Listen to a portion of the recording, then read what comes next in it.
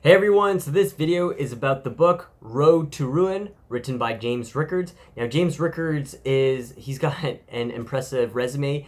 He's worked on Wall Street for 35 years. He's an American lawyer and he often comments on the financial system in the financial system in general and in America specifically. Now, he thinks that there's going to be a financial crisis, and that's what this book is all about. He's saying that there's going to be a financial crisis coming up soon because if you look at how the financial markets have been, there was one in 1998, 2008, and he suspects in 2018 there's going to be another financial crisis. That may not actually be the case, but he suspects based off of his research and what he's learned, and he outlines that all in his book, The Road to Ruin. And so he says that the reason why we're going up or we're going to have a financial crisis is because the American bank or banks, they're so up far into debt right now that if the government tries to bail them out, that may not be the case. They may not be able to bail them out just because they're so much into debt right now that that's not possible based off of his calculations.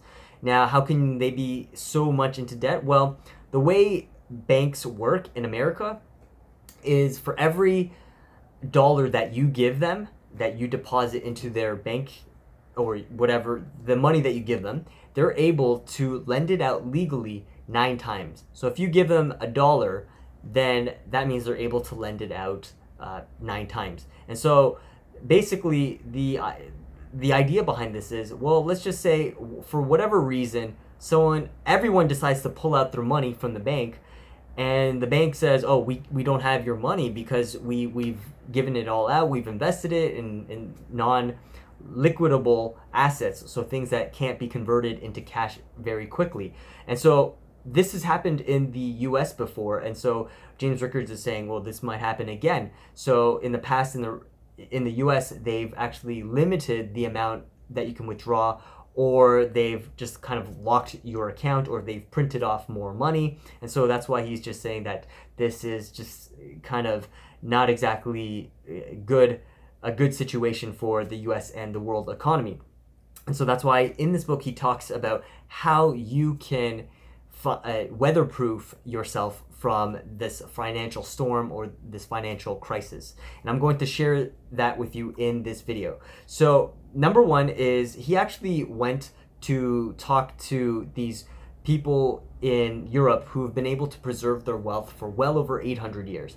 And so he was at a dinner with them and he says, hey, how'd you do it? How were you able to pass your wealth on for 800 generations? And the woman he was talking to said, easy, it's a third, a third, a third. And he says, oh, what is that? And she says, 1/3 in fine art, 1/3 in land, and 1/3 in gold, right? So he says, oh, that's very interesting. And from basically what she said, he took that and made some adjustments, modified his own weatherproof for the storm, for the financial storm, weatherproof or financial proof portfolio. And that's what I'm going to share with you in this video. And so the first thing is you want to have physical gold and silver. You want to have 10% of your net worth in physical gold and silver. So he suspects that in the event of a financial crisis, that the intrinsic value of gold will go up to $10,000 per ounce. At the time he was writing the book, it was valued at $1,400 per ounce. So he thinks it's going to shoot up about 10 times what it's worth, about 10 times what it's worth. So that's why he says have gold, physical gold and silver. So you want to have 10% of that in physical gold and silver. And then next is 30% in cash. So you want to have 30% of your net worth in cash, some of it in physical notes, right? And I guess the rest in your bank account or accounts. And the reason for that is in case there's a run on the bank, you at least have something you can use, right? So having physical notes is important. The next is you want to have 20% of your net worth in real estate. So I'm not exactly sure if that includes a REIT, which is a real estate income trust or investment trust, but he just says 20% should be in a REIT. Now, 5% should be in a fine art fund, and it should be museum quality only. And this is kind of what, going back to what that woman said about 1/3 in fine art. Or, yeah. And the next is you want to have 10% of your money in angel and early venture capital. So fintech, natural resources, and water. So you want to have 10% of your money invested in those businesses. The next is 5% in hedge funds. He says global macro, long short equity, or arbitrage. So I'm not exactly sure what that means. That's exactly what he writes in the book, but I'm guessing 5% of your money should be diversified in various equities. Now, not everyone has access to hedge funds because you need lots of money for them, but I guess if you're able to, then 5% in hedge funds.